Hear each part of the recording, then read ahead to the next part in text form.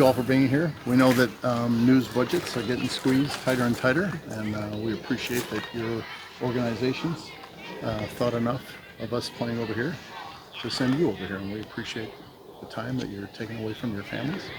Also want to thank our support team at the Bears, Kyle Kelly and his logistics team, Tony Mellon in the equipment department, Darby Dunnigan, and the video department, Andre Tucker and the training staff. Takes a lot to pull off this kind of a trip, and appreciate the time that they're taking away from their families to help out the Bears. Players have been great. Facilities very impressive. One of our trainers was just telling me at practice that the other facilities they looked at back in March is a half-hour, 45-minute bus ride. To be able to walk down the hill to the practice pitch is very convenient. Field's in great shape. Facilities are good.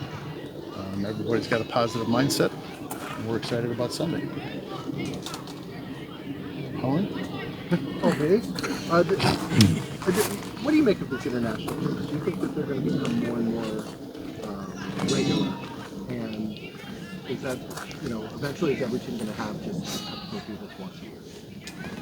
I don't know that it'll get to once a year. They passed a resolution last year to require a team to play internationally not once every 8 years, but once every 4 years. They want to expand the global footprint. Played in Brazil this year, playing at a third city in Germany this year, and back in London. So this is our rubber match. We're 1-1. We gotta get the third game. Won't the match work out eventually that you can't do it just 1 in 4 years to satisfy all the games? I'm gonna leave the higher math to smarter people than me. You guys have the international marketing rights here in Spain. What do you see as the benefits of that for the team? Well, this is a chance for us to touch our fans right here in the UK. Like I said, we've been here before.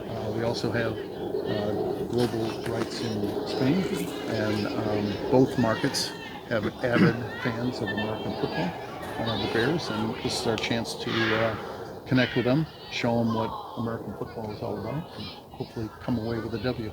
George, how well have you gotten to know Caleb over the last 6 months or so when he's been around, and what do you think of just not his play necessarily, but just the personality and the guy that you've brought into the building as one of the faces of the franchise? Well, especially when the season starts, I try to stay out of the players' way. They've got things to do, and they're into each other. But you've seen him; he's an irrepressible spirit, and if he wants to get to know you, you don't have a choice in the matter. So it's been a lot of fun. He always says hello. He's always friendly, and he's fun to watch. How have you viewed the coach pairing that you guys made in the offseason, the offensive staff, Matt leading the way to guide him through the first 5 weeks? How do you think that that's played to Caleb's benefit? I think it's gone very well. We wanted to have a structure in place for him to succeed, and a lot of that was, I think, protecting him from the inevitable distractions. When you're the starting quarterback of the Chicago Bears, everybody wants some of your time, and unfortunately, in order for him to do his job properly, he doesn't have time for everyone. So we have to protect him. We have to act as buffers, and I think we've got a good support system in place for him. George, Ted had a vision for a stadium in Arlington Heights. Kevin has one in Chicago. For you personally, especially having known Ted for so long, is that conflicting at all for you?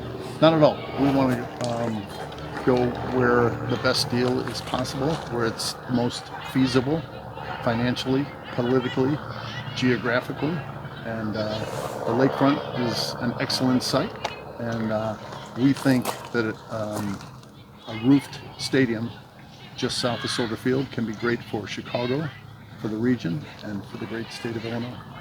Kevin said that the goal's still breaking ground in 2025. That's 2 months away. How do you get there? It's 14 months away.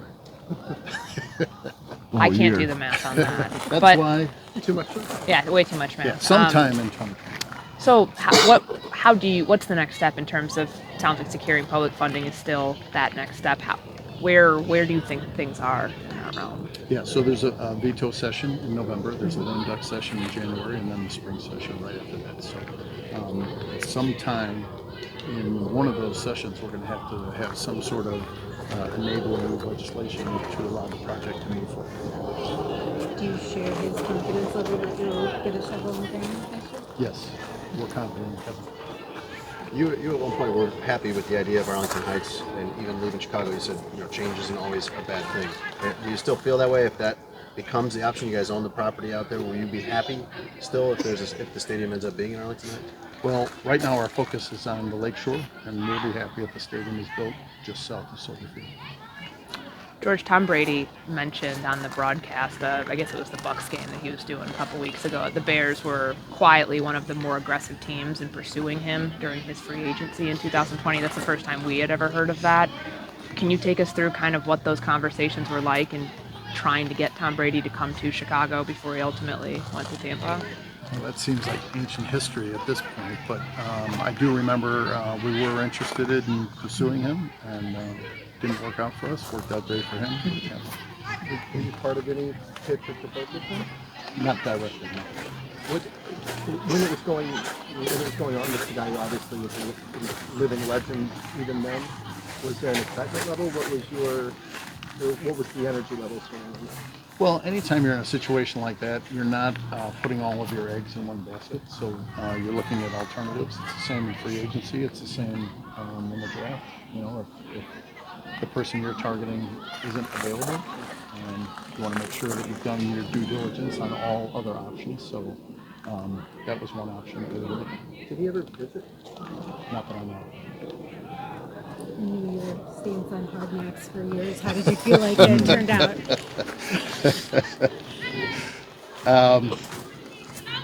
The Hard Knocks crew was fantastic. Shannon Furman and her people were professional. They were flexible. They were cooperative. They understood. And in the end, I thought they put together a great series. I didn't know that things like pet ferrets would capture the nation's attention, but I thought they did a great job telling human stories. And I thought they also humanized Ryan and Matt. You could see how much they care about their players. And I thought they cast the greatest city in the world in a great light. Did Mom watch it? Or what'd she think? We didn't talk about it. She doing okay? Yeah, thank you. George, how have you experienced the rebuild, Ryan Poles' rebuild? On paper, it's one thing, but to go through some hard seasons like that to get to an outcome that you guys set out for with Ryan back in 2022 when you hired him. How has that journey been for you? It's been difficult. It's been very frustrating for all Bears fans. Now we're seeing signs of it coming together, and hope it just keeps going the way it's going. Kevin talked about private equity yesterday and just how it's something that he's trying to educate himself on. He said it's not something that the Bears are interested in right now, but could you ever see that changing? I don't know. We're going to look at it. We're certainly not going to be the first team to jump in, and we may never do it. But it's just like I was talking about a moment ago. You study all the options and make sure you have alternatives available. It's not something that we're actively pursuing. You might see a private equity transaction in the NFL before the year is out. That's 2 months. Yeah. That would be effective in 14 months. So we'll watch, we'll analyze, and we'll see if it works for us. But it's not something that we're actively pursuing. Thanks, guys. Thank you. We all silly like the mayor.